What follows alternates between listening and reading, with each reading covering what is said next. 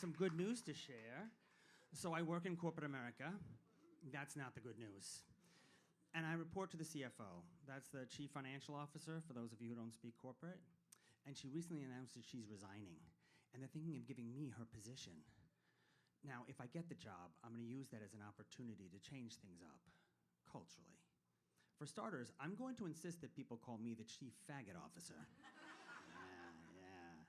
I recently told that joke, and some young gay guy came up to me after the show and was like, "Why should you be the Chief Faggot Officer, huh?" I was like, oh my God, this little bitch is coming for me. But I know these kind of gay guys. You know the ones that think that queer culture started with season 1 of RuPaul's Drag Race? Yeah, the kind of gay guy that makes gay guys hate gay guys?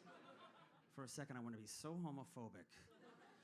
But I just calmed myself down, and I said, listen, Missy, I've got over 30 years of corporate faggotry experience. I have mentored dozens of baby gays. I've taken them from lowly gossip peasants to queens of their department. And I've even helped straight guys. It's true. There's a reason why you don't have to wear front-pleated khakis anymore. Bradley did not get the memo. I'm in a 21-year relationship. Thank you, yeah. 21-year relationship with my house. It's the best I could do. I also own a cat. Yeah, well, a cat owns me. We know how that works, right? During the pandemic, I just left my back door open. No pun intended.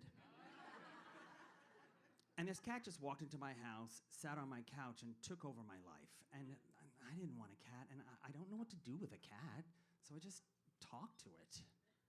Hey, you, get up off the couch and go do something with your life. That was so gross, because that's when I realized I'd become my mother. Now, I don't know what my cat thinks about me. All I know is that he loves to come up to me, turn around, and stick his asshole in my face.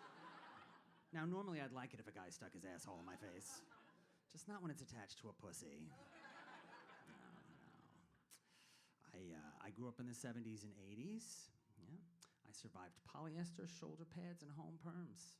Yeah. At one point, I looked like a young Bob Ross. But no one cared because we all looked alike. But what I'm not going to survive is TikTok, because it makes me feel ugly. I can't believe at my age I have to compete against pretty boys. But I'm going to fight back. I'm going to get an OnlyFans account.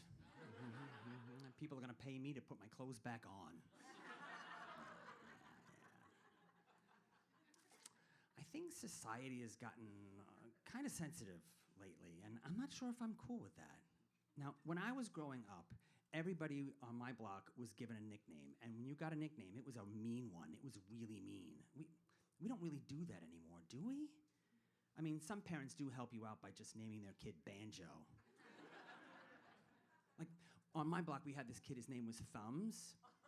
Yeah, after that accident on the 4th of July. Yeah. I like that name. I wish I'd come up with it, though. Credit to Sister Carol Anton for that one. Yeah. Oh, and then we had Crabs. I'm glad I didn't have to explain that one. That's good. And we would use these names all the time. Like when we were playing sides for football, it'd be like, yeah, I'll take Crabs, Fat Matt, and Dirt. Yeah. No one ever picked Thumbs for football. And they never picked me for football either. It's probably because my nickname was Liberace. Yeah. I'll leave you with this. I think society's gotten much better at accepting gay people, but really bad at identifying who is gay. Right? I'm always surprised when people can't tell I'm gay just by looking at me. Because when I was growing up, even the priests were like, yeah, he's one of us. All right, that's my time. Thanks, guys.